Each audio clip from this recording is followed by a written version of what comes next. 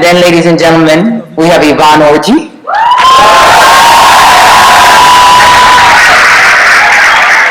Who does a wonderful job of playing Molly. Stand-up comedian, show creator. I love this girl. And then, wow, Jay. Jay Ellis.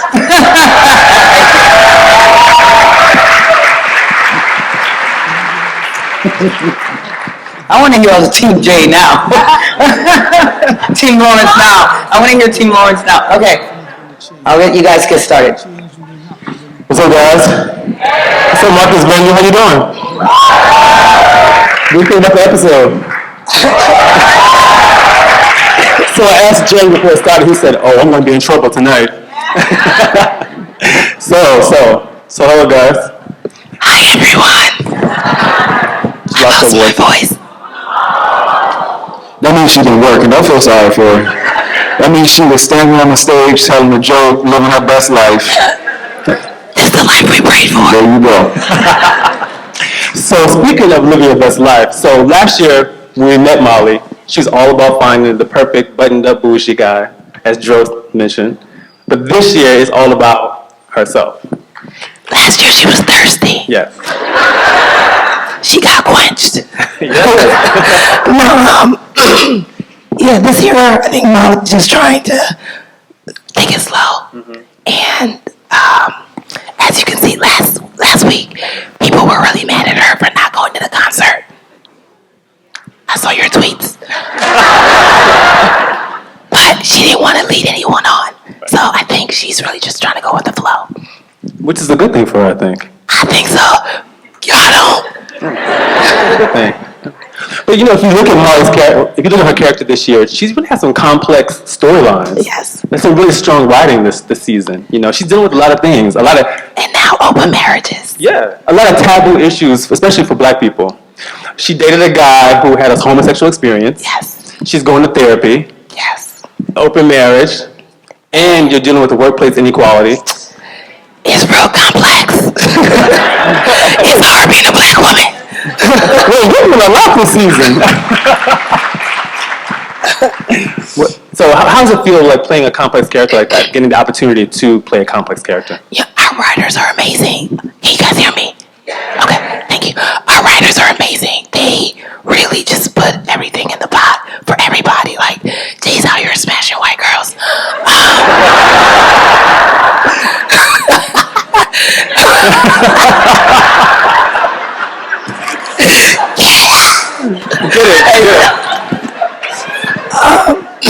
Yeah, no. I mean, we're dealing with what it's like to be a Black woman in a predominantly white space. And what I love about it is that episode dropped when Black Women Gender Equal Pay Day happened. And so it was so apropos. And I think a lot of people saw themselves in that situation.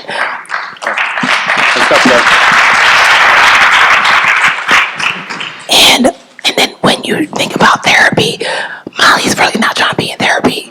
She's just going because she don't know what else to do. And then when the therapist reads her like, "Baby girl, do better," she's like, "Nah, I'm good."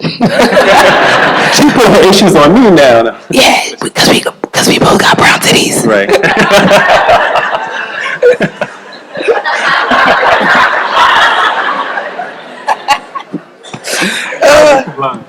That was an excellent line. Excellent.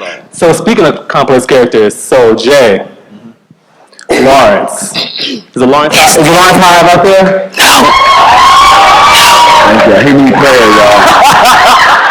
Listen, you better sit down. So this season you're wearing a lot less clothes. My wardrobe budget was cut in half.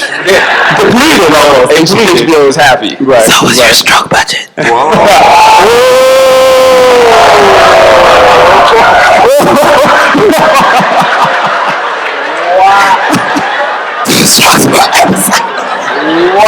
She lost her voice, not the shade. Okay. The shade is real. The shade is thick and real. Nice. Okay, so you're a bit exposed this season. Yeah. Yeah, man. Issa said that she wanted to flip it on its head. She's used to watching. We all have been used to watching so much television and film where the women constantly have to get naked and be objectified, and it doesn't make sense for a storyline. And Issa was like, "Yo, like we're not doing that on this show." And she wanted to flip it, and she's like, "I'm the boss, so the men are gonna be naked on this show." And by men, that means me 90% of the time. And then some dude who's co-starring one episode or something. But it's interesting, man. We have this great group of filmmakers on set every single day, from Issa and Prentice, our showrunner, Melina, our director EP, and then our camera crew. We have a camera crew that's all female. So our DP, So our DP, our ACAM, the camera operator, the woman who pushes the dolly, the woman who pulls focus, the woman who marks what scene it is on every single slate.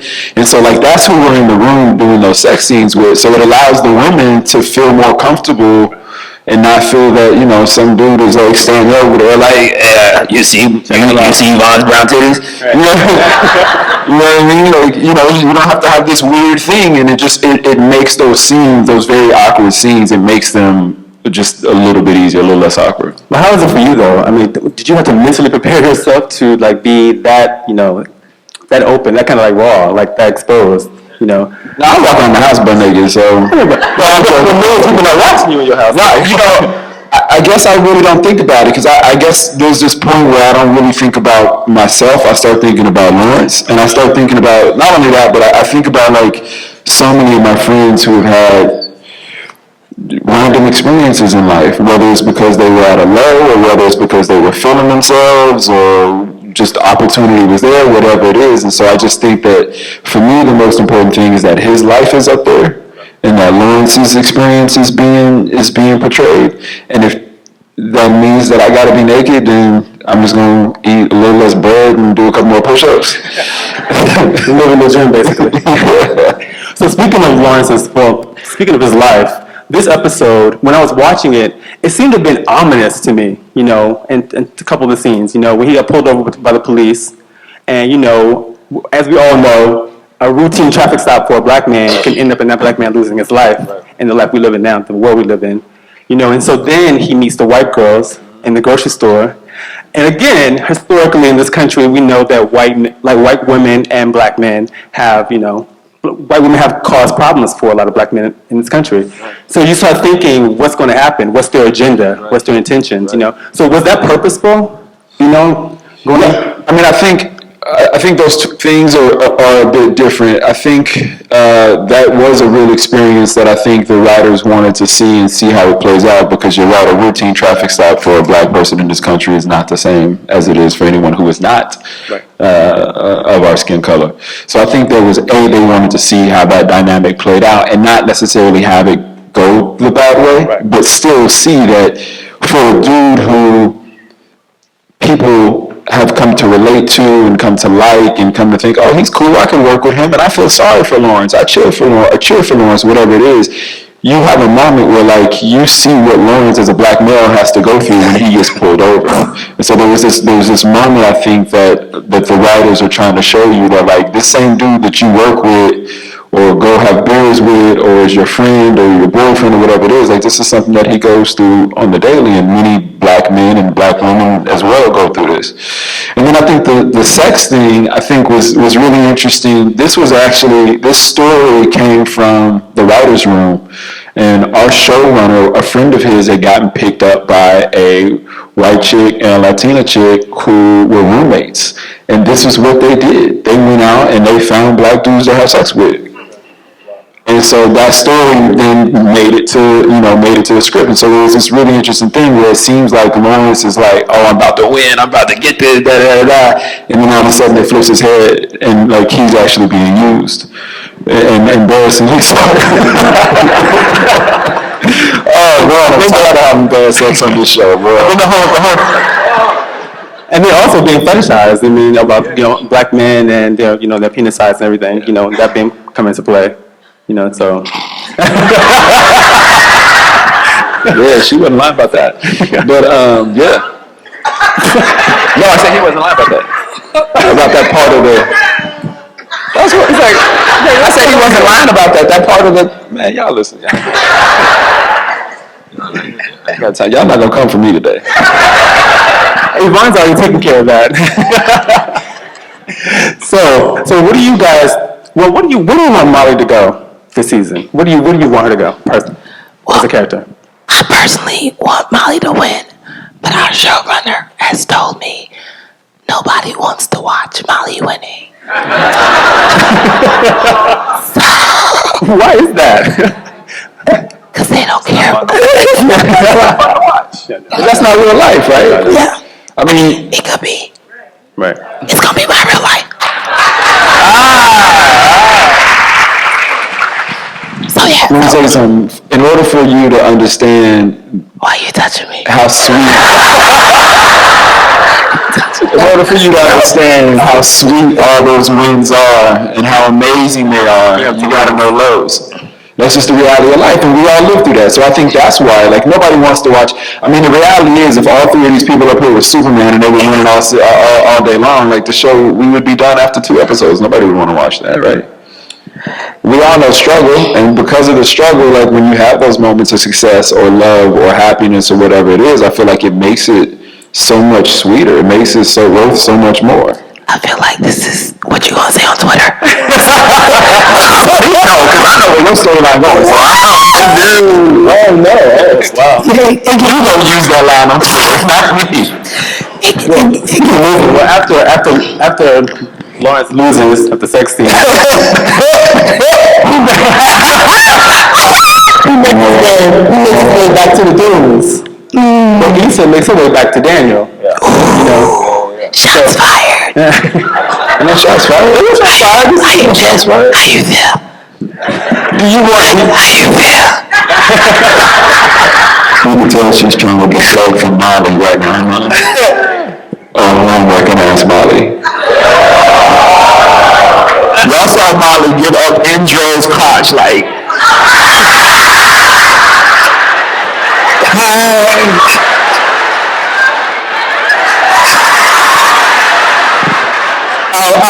Candace wouldn't like that. Candace, you done already been all up in his nose. What you talking about? Oh, home-wrecking ass. And then went to say bye. She could have just left. But then went to the bar to get his attention to say bye. This is true. Ladies, it's true. Watch your man around Molly. Yvonne Orji's cool. Molly, I'm just saying. Not so much. Huh? They were playing slow motion. You look like a juvenile. What was I supposed to do? Ladies, when slow motion comes on in a club, grab your man. Apparently that's the message. Well, I'm sure you guys in the audience have some questions for these actors here. You want to open it up? I don't like you. That's okay. That's all right. Hey there. I just have a question for both of you. Can you talk a little bit about how men and women have received your characters? You go first? We already know how they've received this guy. They have a whole album out for him. 888.